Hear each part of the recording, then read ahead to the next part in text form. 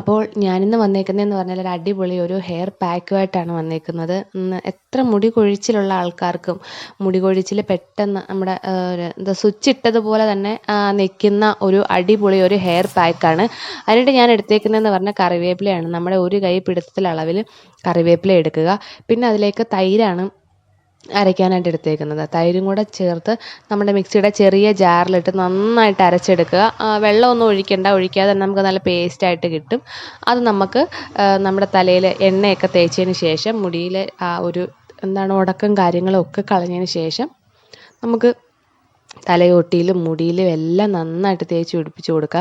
പിന്നെ ഇങ്ങനെ തേക്കുമ്പം തേച്ച് ഉണങ്ങി ഒരു 20 മിനിറ്റിന് ശേഷം നമുക്ക് കഴുകാം. ഇങ്ങനെ തേക്കുമ്പം മുടിയിൽ നിന്ന് ഉണങ്ങി പോവത്തില്ല, മുടിയിലെല്ലാം പറ്റിപ്പിടിച്ചിരിക്കും. അല്ലെങ്കിൽ സമയക്കുറവുള്ള ആളുകളാണെന്നുണ്ടെങ്കിൽ കറിവേപ്പില നന്നായിട്ട് അരച്ചിട്ട് അതിൻ്റെ ജ്യൂസ് പിഴിഞ്ഞെടുത്തിട്ട് അതിലേക്ക് നമുക്ക് തൈര് മിക്സ് ചെയ്ത് തലയിൽ തേക്കാം. പക്ഷേ ഞാൻ അങ്ങനെയല്ല തേച്ചേക്കുന്നത്, ഞാൻ ഇങ്ങനെയാണ് തേച്ചേക്കുന്നത്. കാരണം മുടി കൊഴിച്ചിൽ നന്നായിട്ടുള്ളവർക്ക് ഈ ഒരു രീതിയിൽ ചെയ്ത് നോക്കിയാൽ നല്ല രീതിയിൽ നിൽക്കും. എന്താണെന്ന് വെച്ചാൽ ഇതാകുമ്പോൾ എല്ലാ ഗുണങ്ങളും അതിൻ്റെ കറിവേപ്പിലയുടെ ഗുണങ്ങളെല്ലാം നമുക്ക് നന്നായിട്ട് കിട്ടും.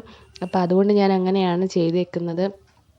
പിന്നെ മുടി കൊഴിച്ചിൽ മാറി നല്ല ഉള്ളോടുകൂടി നല്ല തിക്കോടുകൂടി മുടി വളർന്നു വരാൻ സഹായിക്കുന്ന ഒരു അടിപൊളി ഒരു പാക്കാണിത്.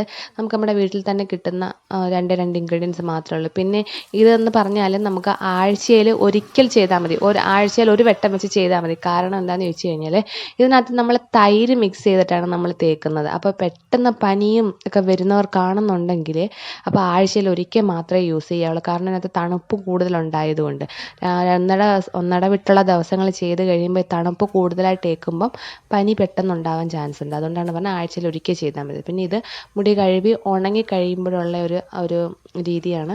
നല്ല രീതിയിൽ നമ്മുടെ മുടി കൊഴിച്ചിൽ പെട്ടെന്ന് മാറുകയും ചെയ്യും. അടിപൊളിയായിട്ട് പുതിയ കുഞ്ഞു കുഞ്ഞു മുടികൾ നല്ല ഉള്ളോടുകൂടി തിക്കോടുകൂടി കിളിച്ച് വരികയും ചെയ്യും. അപ്പോൾ എല്ലാവരും ട്രൈ ചെയ്ത് നോക്കി അഭിപ്രായങ്ങളൊക്കെ ഒന്ന്